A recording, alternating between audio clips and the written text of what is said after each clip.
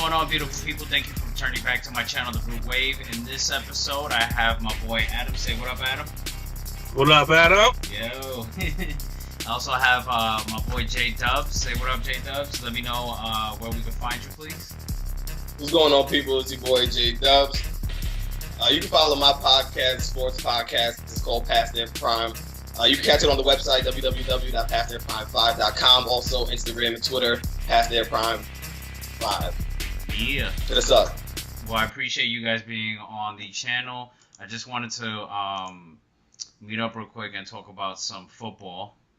It's probably the only sport that I really watch and follow as best as I can. But I'm just going to throw out some topics and then just want to get your feedback. I'm going to get right into it. The first one I want to talk about is Nike and Colin Kaepernick. Now, I see everybody was talking about this to nauseum, but I just wanted to, I kind of wanted to look at the aspect on the business side of what you guys think as a business move, Nike doing this, and then also on a business perspective, how the NFL owners, by rejecting, I guess whatever's going on, how do you guys think it's a business decision for them? How does that affect them on a business level? So, who would like to go first? Jimmy? Go ahead, Adam. All right.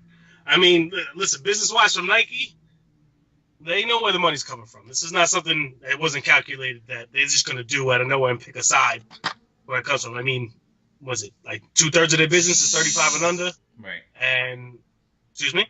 Right. Oh, I thought.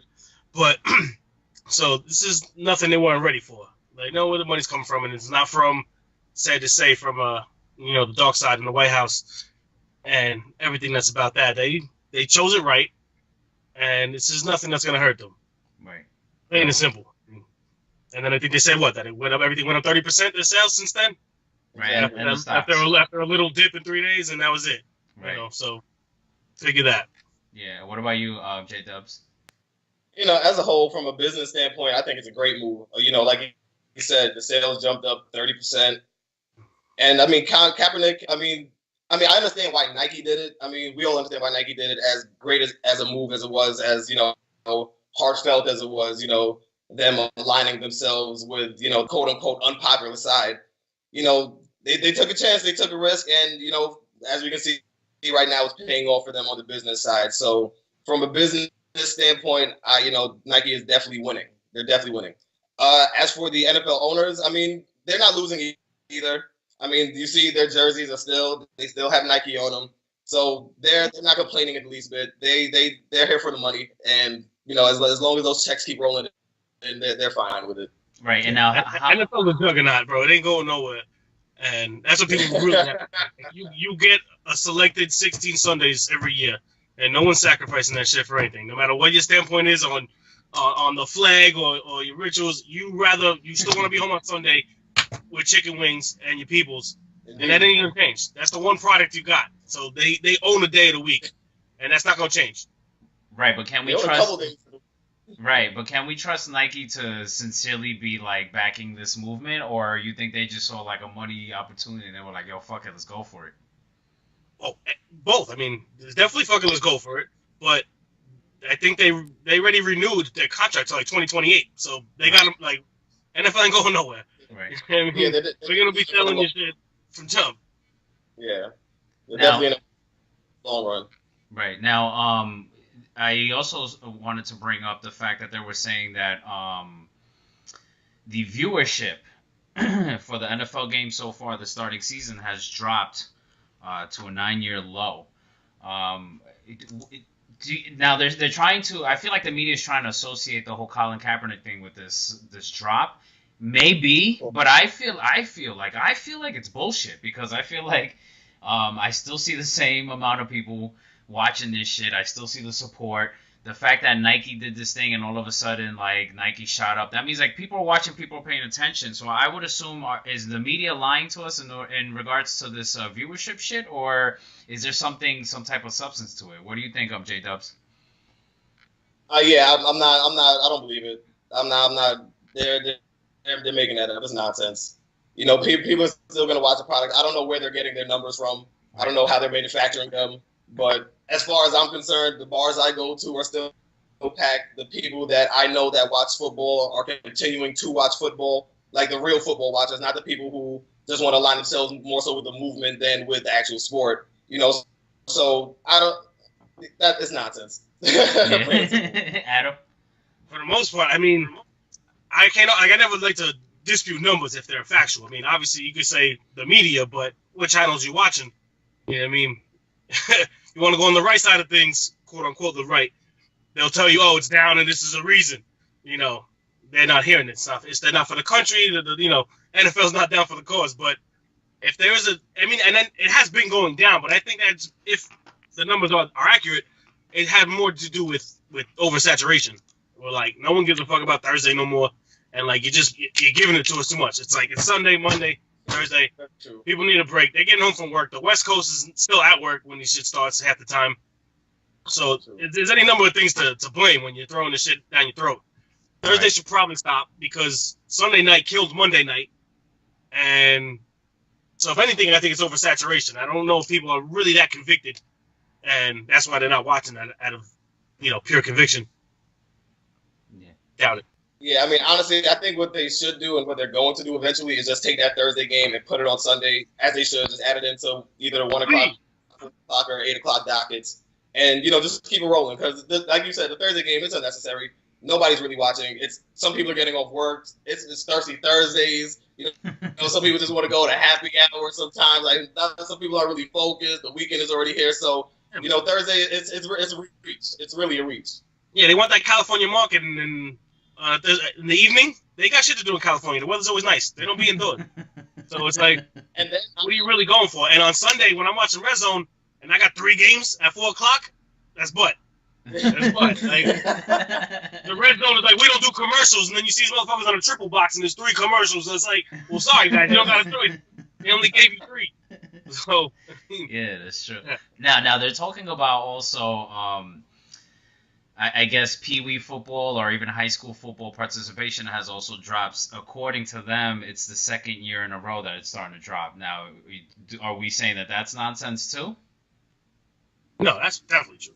Yeah. I mean, parents aren't really violence of the game anymore. And, you know, honestly, I wanted to relate it to, you know, the Thursday games and why they should eradicate it as well. It's a safety thing.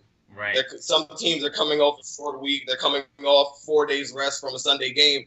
You know, their bodies aren't all the way recuperated. They're just throwing them in on a Thursday night, 8 o'clock. You got to, you know, consider jet lag and things like that. You know, it's really not fair to them. So just talking about player safety in itself, you know, and, you know, going back to Pee-wee football, I could talk from my standpoint. My mother didn't want me to play football, and I didn't play organized football until 7th grade. You know, so I didn't even get the real Pee-wee experience because of the safety aspect. Mm-hmm. And, you know, things are even more hypersensitive nowadays that I see why parents don't want their kids playing football. My kids are still going to play football, though. You know, like, yeah, everything's brought to light. I mean, that's the thing, like, with our generation, everyone feels like problems are any problem. Whether it's, like, just kidnapping, fucking drugs, all this shit, it's in your face. You got the internet all day, every day. They put it on your feed. You're like, oh, shit, it's rampant. You know what I mean? Hold on, I got to check this bullshit. And, like, they got, for instance, I'll just give them a little sidebar real quick. I got a community watch thing on my Facebook. It comes up all day. My neighborhood's not that bad. But all the shit we see on this community watch is the worst of the worst. And everyone's like, what's happening? What's going on in this game? So the same thing goes on with football. It's rampant. And you think, oh, shit, all these kids are concussed and they can't remember nothing. And it's like the parents, the moms are now in on it. Like, no, we can't do this. And on top of that, I mean, don't forget that people are broke these days. I mean, so in general, like, kids are just sign up in general for all the sports. I'm a baseball guy. You know, that shit is it doesn't pricey. happen too often. And then the other thing, I mean, it is overall softness, man. Everyone's just soft. Like, you know, even in kids soccer, they don't let them headbutt no more. Oh, I mean, yeah. Like, so everyone's so they're worried about next. Like, these kids, you know, and we put it down the kids' note. So now, you know, they just go like, nah, I can't do that shit. I can't do this. It's gonna hurt me.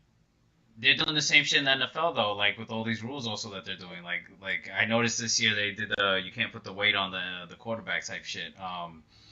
Well, too much money invested, man. You got to protect the product. I understand. No, I understand why that happens, but to one point, because if you remember football when we were watching like fucking Jerry Rice compared to now, brutal. It's a big difference. So what do we expect like 10 years from now? Like, is it gonna be flag football or is it gonna be like, you think so? You're not far off. I mean, I think truthfully, you saw what happened before. Go ahead, Jay. You saw with all the rough and passer calls. I think it was about 25. Like that's ridiculous. Like you literally cannot touch the quarterback without it being a penalty. So I mean, and you see they're taking away all the power from the defense. They just want to. The NFL is doing what they want to do as far as ramping up the offense, highlighting all the big plays, big touchdowns, big arms. They're not here for the big hits and the type of football that kind of we grew up on, the big hits and that we like. I remember Madden. Like that was the type of football I liked, you remember when you used to be able to hear the sideline? Oh yeah, I mean there was that. I mean when I was younger, they purposely, if a huge hit, it was like boom, like you would hear that shit, and then now it's like they try to stray away from that. Every so often, the motherfucker swallow his tongue, but you deal with it. Yeah. Now I got a 10-second delay anyway, right? So watch that. Not a football, right? But yeah. All right. So wait, let me move on to a touchy subject for me. And since it's my show, I want to make sure we talk about this. Let's talk about the Jets, please. Woo! I already got them other boys who are Jets fans, so I figured we were gonna have to get this thing. That's cool. I'm happy you're taking it in stride. No, I need to because it's been a minute, so you gotta give good constructive criticism and be able to take it as well, right? So I just kind of want to see what you guys think of our boys or my boys. My boys too. Don't get yeah, that's true. Adam's a diehard Jets fan too. You want constructive? But yo, 2 seconds. Adam, go ahead. I want to hear your thoughts on the Jets this season. Constructive. Someone played us with 3 games in 10 days or 11 days. Take your pick. I don't know which one is factual. All right. Yeah, they were out to get these boys. I don't know who and when. They said, all right, just you guys got to play a lot, which a rookie ass bitch. But I wouldn't put too much stock into the loss yesterday because I got to give Cleveland's deep props. You could ask Breezy, you could ask Ben. All right, they got to put on them too. They were getting rushed for these last 2 weeks. The defense been pushing. All right, Mayfield didn't know what to expect. You had your Oklahoma video, but you really didn't know much of what was coming. I was impressed. I'm not gonna even front. He's good. He's good. Yeah, he did what he's good. If he wasn't prepped, that's fine. I'm not gonna say that this is constructive now. That my Jets are out of the game. Like, oh shit, same old Jets. Like I've been saying for how old am I? 34 years, 35 years. I'm not ready to go same old Jets yet. Yeah. All right. Sadly, we got the Jags coming up next, and I think fucking the Colts in Minnesota. So give me 3 weeks. It's gonna be same old Jets, I promise. But now destructive. No, but I mean, these motherfuckers. You want to go destructive? No. I'll say destructive because that's just vulgar and it's not constructive. Go ahead, J.DUBS. What do you got to say about my Jets? I mean, very constructive. I mean, Sam Darnold looks good. Okay. He still has to work it. He's still young. He's still a rookie. He still has to work out the kinks. But you guys do have your franchise quarterback. He's going to struggle. Like you said, the Browns' defense has given everybody trouble from Big Ben. You know what I'm saying? So, I expected him to give a rookie like Sam Darnold some trouble. Now, the loss to the Browns, can I say it was expected? Now, I didn't expect it. The fact that the Browns were even 3-point favorites kind of confused me because for them not to win a game in 2 seasons and for them to be favored ever just makes sense. Yeah. But they were favored. I didn't believe it. I went against it, and I was actually going for the Jets for many reasons, fantasy reasons as well. And it's a tough loss when the Browns, when you're the team that has to be on the other end of that streak break. Right. It's tough. It's tough. And you were responsible for all the alcoholism from last night. These motherfuckers had lockers ready for it. We unlocked that shit. They're gonna. What was it? Who was it? The team they gave thanks to last year? Was it Buffalo? Or Cincinnati? Shit like. Yeah. Everyone in Cleveland loves the Jets now because we got the motherfuckers drawn for free. Yeah. Ain't gonna happen. You think it was a smart move to get rid of Bridgewater too soon? Like maybe they should have kept him there a little longer, like they did with Tyrod Taylor and Baker. Well, Buffalo got rid of Tyrod, so they didn't wait either. No, but what I'm saying is the Browns have at least like that senior quarterback there. Yeah, that veteran quarterback compared to how we had Bridgewater, who I mean isn't necessarily a veteran, but it would have been good to have him there instead of having just McCown there, right? No, I'm not. No, we had no reason to get rid of homeboy, like, because straight up, he was good. He won the job, right? And for all intents and purposes, he's a vet. He was probably better than this kid is now. My move was to wait 4 weeks, and he would have shown the league how good he is. You know what I mean? And then you get something for him, because I'm pretty sure we got I think we got a can of Coke for him. So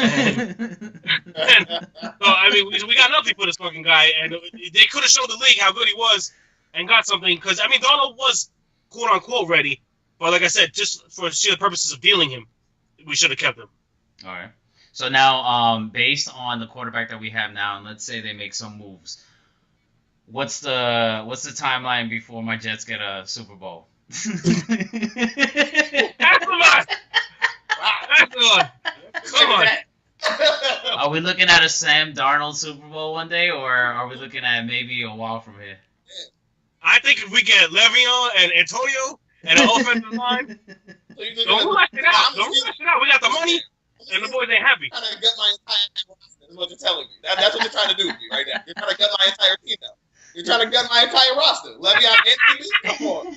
But do we have a chance if Brady retires? Everybody got a chance to be retired. I mean, definitely.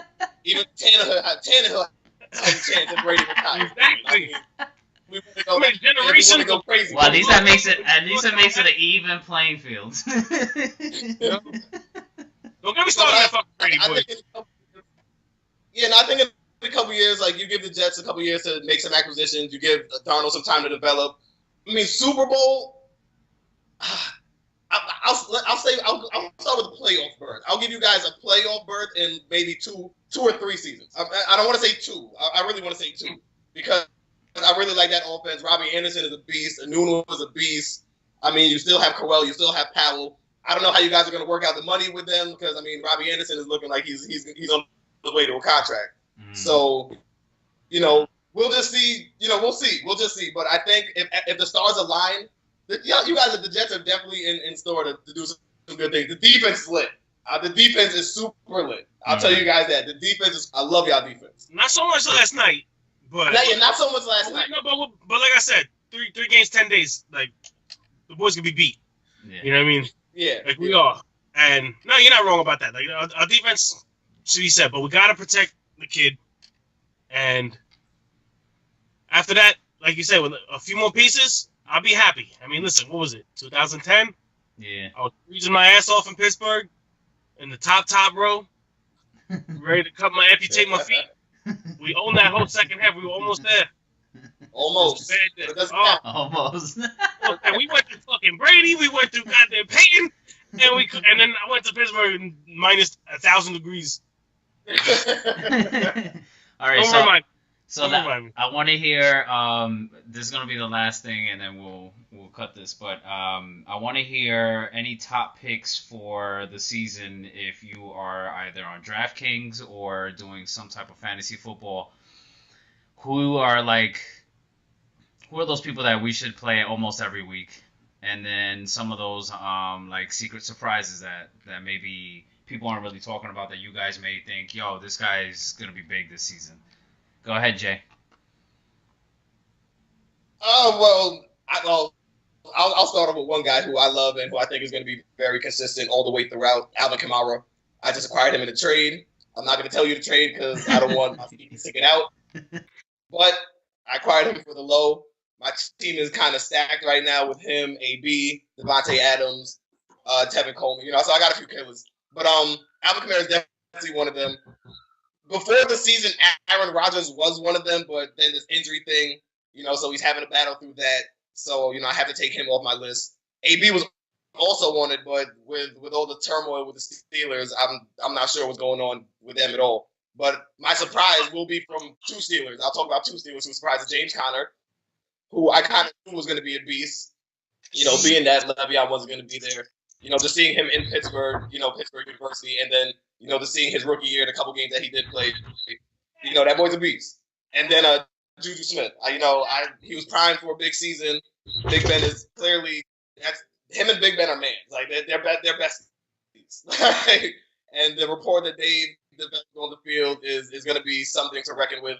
Granted, AB stays there. That 1-2 tandem is going to be something to really reckon with if they get it together. But that's what you got from a fan perspective and players to watch and players to look for. Yeah. What about you, Adam? Yeah. Nah, I'm not the biggest expert. I've only my fantasy expertise has been like a 2 or 3 year thing. But for this year, as far as your regular whole season, like I'm my current league, I was the first pick. I went Gurley. It's not gonna let you down. When Gurley's in there every day, whole week. I'll give you some price guys. 2, you know me. I always call him Mickey. His first name is Philip, but it's Rivers. Right? Mickey Rivers is always your money guy on DraftKings because you can always cop him from like 6,500, 6,400. It leaves you room to get the other guys. But my last tip was, like I said, on the Pittsburgh side, Jesse James. Ben likes him, and you get him for 2,500 on DraftKings. He should be all your sneaker pick. If anyone that sees this, don't tell anybody else. You get him for 2,500. You fill that last slot. Do your defense and him first, and then go from there. You'll have extra money, and you won't hate yourself on DraftKings. Right. Now that's fine. You're in my league on Sunday, motherfucker. Don't you take that. Now, I saw this highlight. I think I saw this highlight. I think ESPN posted on the Instagram or something like that. I think a running back in the Broncos, Lindsey. Oh, Philip Lindsay? Yo, that dude's highlight was crazy. I was like, yo, what the fuck? I don't know where he came from. I didn't hear about him in any pre-draft, anything. He just burst on the scene, took Royce Freeman's spot, and has everybody who picked Royce Freeman in the 3rd round heated, right? Heated. Anybody who picked Royce Freeman and picked him in the 3rd or 4th round are so tight right now. Because who the hell is Philip Lindsay? Yo. I'm still wondering.